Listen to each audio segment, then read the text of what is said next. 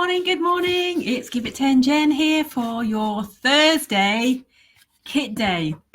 And today we're talking about rolling. Oh, it's very broken this morning. I think I've probably got too many tabs open. Maybe if I shut some of these tabs, it might be a better, or maybe it's just the internet connection in the house today. Not too sure. Anyway, morning, Lainey. So today we are looking at the foam roller. You may have come across one of these before. You may have heard about them and had no idea what to do with them. But this bit of kit is really handy. So we're going to we spoke a little bit about the spiky balls and that myofascial release and helping to work tired muscles, to get into that fascia that surrounds the muscle tissue, to help that release and to help get things running smoothly. The way you can work on your muscles at home rather than going to a physio or a masseuse, which I highly recommend, but we don't always have the time or the funds to be able to do that. So sometimes we need to do something for ourselves. So spiky balls, brilliant to work on the glutes and get right in there, brilliant for the feet, but sometimes you need something a little bit more substantial, and this is where the foam roller comes in. Now this is my one. It's got various grooves in it which are supposed to replicate sort of fingers. I don't think they really do, to be honest, but it adds a little bit of more bit more tactile when you're using it. But you can get them and they just sort of come in a blue kind of foam, and they come in different hardnesses as well. So some of them are quite squishy, some of them are quite firm, and the firmer they are, the harder they're going to work you. So it might be better if you're new to foam rolling. Morning, Leslie. Morning, Mary. Oh, lovely to have you all join me this morning. If you're kind of new to the idea of foam rolling, you might want to get yourself a slightly softer one to start off with, because this is something that's really, I've got a real love-hate relationship with my foam roller, because I know how much good it does, but I also know how painful it can be. And I'll show you how to use it in just a second. But I remember when I did some rehab through the military. I really buggered my knees up at one point, and I did a 3-week rehab with the RAF, and we used to all be in the gym using foam rollers, and they come in different lengths as well. Some of them are quite long, some of them are quite short. Again, it all depends what part of the body. His back cracker. yeah, I can believe it.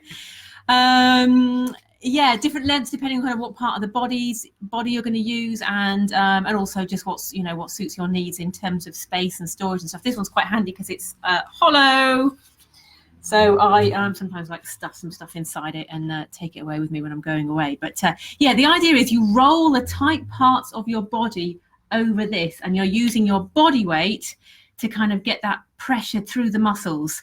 Fantastic. Now, I've been struggling a bit this week because I did some fell walking at the weekend, and it's a long time since I've done any walking because of my Achilles problems.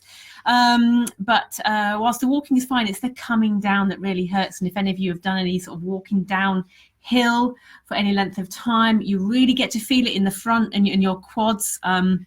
So I've been trying to use this, but actually it's been, that pleasure pain thing, it's been so painful. Oh yes, and as I was saying, when I did this rehab course in the Air Force, we'd all be in the gym, all lined up using our foam rollers. And well, Matt, if anyone was passing by the gym to hear that the moans and groans coming from inside, I have no idea what they thought might be going on.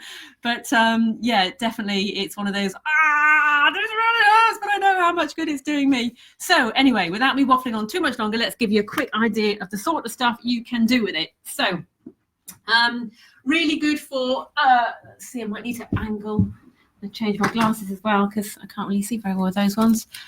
Morning, Michelle. Right, so here we go. So basically, you're going to roll the body part that hurts or is it's tight, or even just get into a habit of doing this, regularly as a preventative measure. But you're going to basically stick it over it. It might be better if I just get on sideways there.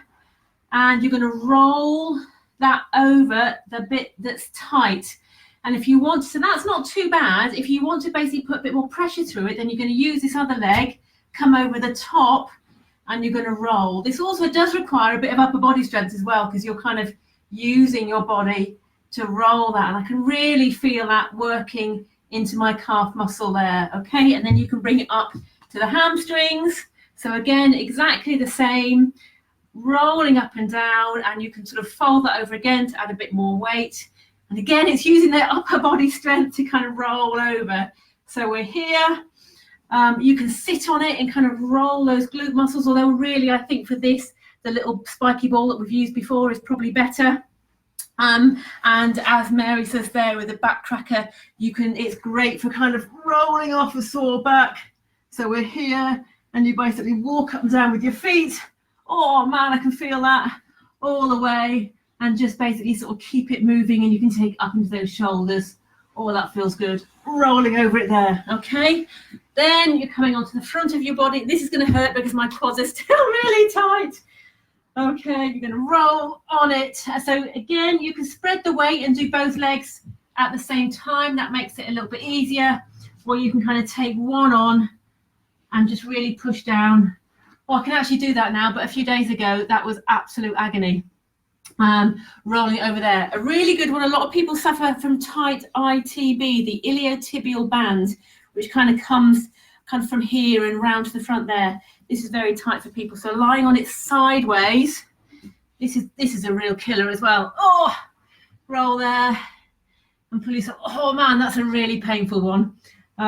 So again, you can kind of take a bit of weight, your body weight through your hands, just to help there. And you basically just kind of rolling over it, rolling around, and so using that body weight to get those muscles moving nice and freely. It's like a really, really deep tissue sports massage. Oh man.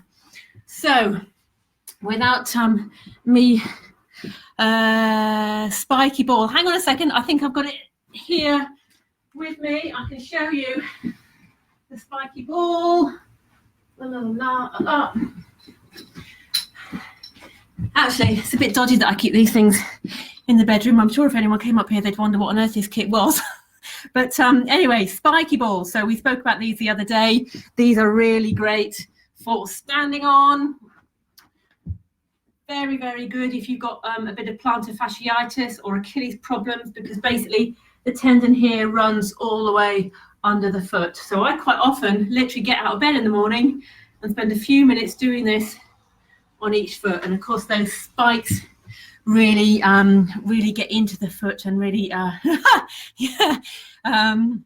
really help. And again, that's a really good one for that sort of tight piriformis muscle right in here. You're going to sort of sit on it and work in, and oh yeah, really getting those tight glute muscles. I tell you what though, you work up a bit of sweat doing this as well. I'm getting quite warm now. And furthermore, another kind of self myofascial release tool, and this looks even more dodgy under the bed, is this fella here. And these things kind of move, and you basically sit down and you can roll it over those tight muscles there. Another really good way to get in, and on your calf muscles here, rolling up and down there. Fantastic bit of self massage equipment. And of course, loving that, Mary. Of course, at the end of the day, you've always got your own hands as well, so you can kind of work muscles yourself and just kind of feel those tight areas and just spend a little bit of time working over those areas that are tight. So I think that's enough of kit for today. We've introduced you to the foam roller. We've gone back over the spiky ball a little bit, and also shown you this roller here, which is also another good piece of kit to use. So I hope you've all learned something there. I hope you've thinking about, could you use an old-fashioned rolling pin, Jenny? Yes, I guess you could. Yeah, some rolling pins sort of twirl through the handle and some don't. But yeah, definitely it's a really good idea, Mum. A rolling pin would be great. And of course, also what I say to people, again, with the spiky ball, you can also use a golf ball, a little bit smaller, but especially over the foot is quite a good little one as well, just to get that release through your feet. If you have aching calves in the morning or a bit of plantar fasciitis or anything, we'll try it tomorrow with my sons. Thanks, but I'm not sure it'll go that smoothly for me. Yeah, as I say, it's a bit of like, oh man, pleasure pain thing. But yes, that's me for today. Coming up to 10 minutes. Thank you very much for joining me this morning. Thank you very much for your comments. It's lovely to see a bit of interaction, and it's Hit Friday tomorrow, so we'll do another high intensity interval routine. So come wearing your equipment wearing your equipment, wearing your kit, wearing your exercise stuff, and we'll do a bit of body weight HIIT at 10 o'clock tomorrow. Right, lots of love to you all. I will see you again tomorrow. Bye. Thanks for the hearts.